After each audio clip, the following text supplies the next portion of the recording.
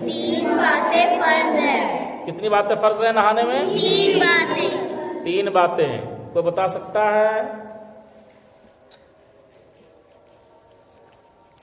ये सब देखो शुरुआती और इब्तदाई मसाइल हैं जो एक मुसलमान के बच्चे को घर से ही सीख लेना चाहिए। क्या है?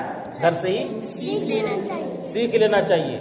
लेकिन हालत तो यहाँ पर यह है कि जब बाप ही को जब नहीं मालूम रहेगा तो बच्चे को कहाँ से मालूम होगा? मालूम होगा? नहीं मालूम होगा।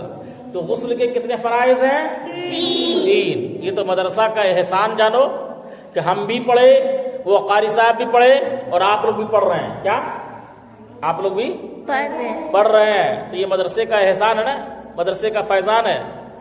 ठीक है।